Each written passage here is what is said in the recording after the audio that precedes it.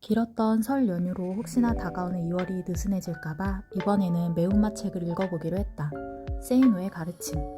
출간된 이후로 꾸준하게 베스트셀러로 이미 너무 잘 알려져 있는 책이지만 난 이 책을 읽기 전까지 세이노가 누군지 사실 잘 몰랐다. 다만 책 제목에 가르침이라는 단어를 직접적으로 쓴 것부터 뭔가 심상치 않아 보였다. 얼마나 자신 있는 내용이기에 필명을 걸고 가르침이라는 제목을 지었을까? 나처럼 이 책을 언젠가는 한번 읽어보고 싶어 했다면 새해 초반이거나 명절 연휴 끝나고 다시 멘탈을 바로잡아야 할 때가 가장 읽기 좋은 때이지 않을까 싶다. 참고로 이 책은 700페이지 분량이다. 실물로 보면 정말 두껍다.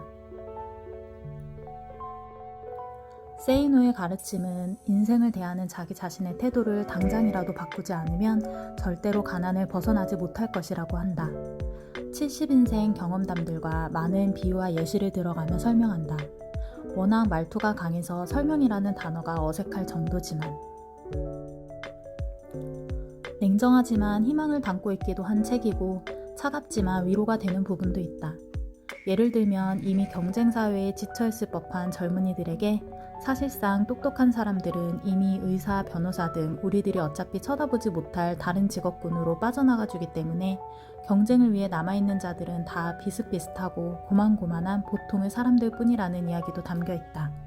냉정하지만 작은 희망을 주는 말이기도 하다. 주된 내용은 부자와 가난, 돈이다.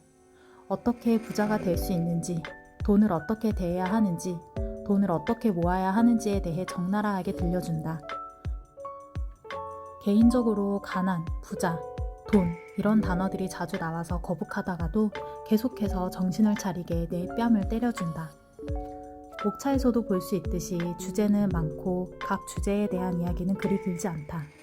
몇 장에 걸쳐 끝나고 다른 주제로 넘어가는 방식이다. 저자가 중간중간 주장을 뒷받침하기 위해 실는 참고 자료들은 흥미로운 것도 있고 그냥 넘기고 싶은 전혀 관심 없는 주제들도 많았다.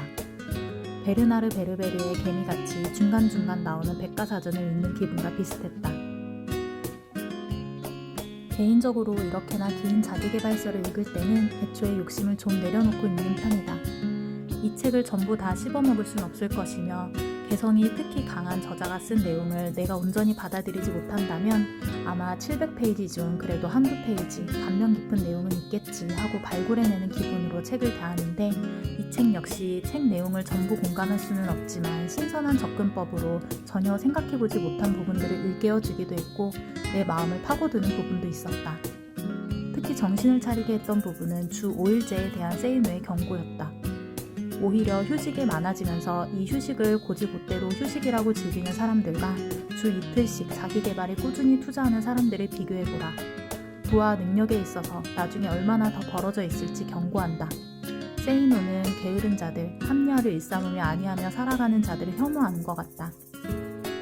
이 책은 한창 고민이 많은 20대 초반이나 30대 초반, 이직이나 진로를 두고 다시 고민하는 젊은 사람들에게 어느 정도 현실을 직시할 기회를 주는 책이 될 것 같다.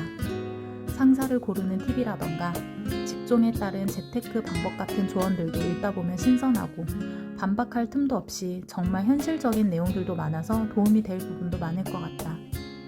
나도 꼰대 기질이 있다 보니 진지하게 자녀들이 사춘기나 적성을 고민할 때쯤 이 책을 추천해줄까도 고민해봤다. 다만 내 자녀들이 크기 전에 세이노가 한 번쯤은 좀 부드럽게 다시 다듬어서 내주었으면 좋겠다. 섬세한 부분까지 22년 버전으로 정보를 수정해준 부분도 많던데 쌍욕은 여전히 그대로 박혀있어서 놀랍다.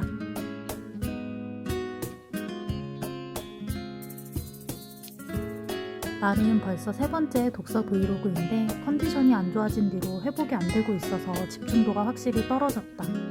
괜히 완벽하게 마음에 들 때까지 붙들고 있다가 오히려 루즈해지는 습관을 고쳐보기로 해서 우선은 아쉬운 대로 올려본다. 생뚱맞지만 얼른 봄이 왔으면 좋겠다.